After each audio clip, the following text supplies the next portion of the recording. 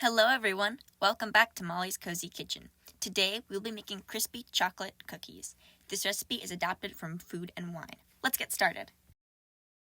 In a food processor or blender, we're going to combine 1.5 cups of all-purpose flour, half a cup of confectioner's sugar, half a cup of granulated sugar, a 1/4 cup of cocoa powder, and a 1/4 cup of cornmeal, plus a 1/4 teaspoon of baking soda and half a teaspoon of salt. Pulse it just a few times to combine. We don't want it super fine, we just want it all mixed up and nicely aerated as well. Alright, now we're going to add 1 teaspoon of vanilla extract, 1 ounce of melted unsweetened chocolate, cooled, and 2 sticks of cold butter that has been cubed. I prefer salted butter for that little extra kick, but you can just use unsalted too. Blend that all up until it forms a nice crumbly dough, not too dissimilar from a pie dough. If it sticks together when you press it, then it's good. Alright, now we're going to get some plastic cling wrap. We're going to divide the dough in half and wrap each half up in the cling wrap.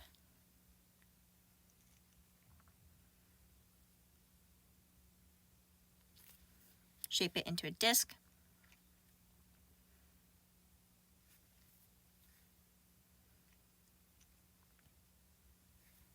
Flatten it out. And chill it in the fridge for at least an hour. Our dough has been out of the fridge for a couple minutes just to soften up. So we're going to get some nice confectioner's sugar on our work surface, our hands, our cookie cutters, and our rolling pin. This dough can get pretty sticky, so do not be shy with the confectioner's sugar. Alright, press it a few times and then roll it out, rotating equally and adding more confectioner's sugar as needed, so the dough will be nice and smooth and even when you roll it out. Remember, the thickness of your cookie will dictate how crunchy it will be. Alright, it was Halloween when we filmed this, or about that time, so I'm using some cute bats, pumpkins, and ghost cookie cutters, but you can use whatever you want depending on the season or your mood. We often just do these as nice little circles. A nice offset spatula can help you if the dough is a little bit sticky and there's not enough confectioner's sugar and you don't want to tear the more delicate cookies.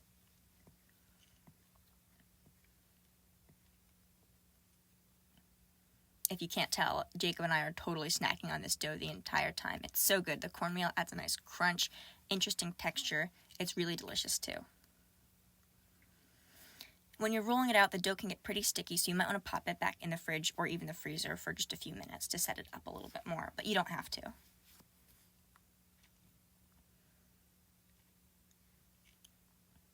Alright, now that we have our cookies, we can decorate them with some sprinkles if we feel like it. I'm using some little silver eyes for the ghosts. They look pretty cute.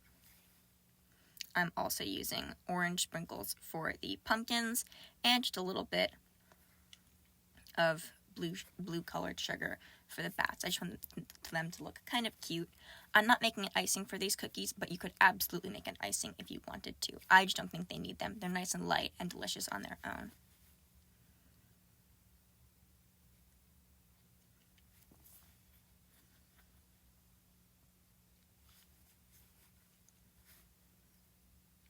Once we have our cookies decorated how we want them, we're going to bake them in an oven that has been preheated to 325 degrees Fahrenheit, and we're going to bake them for about 12 to 16 minutes, depending on how crisp we want them.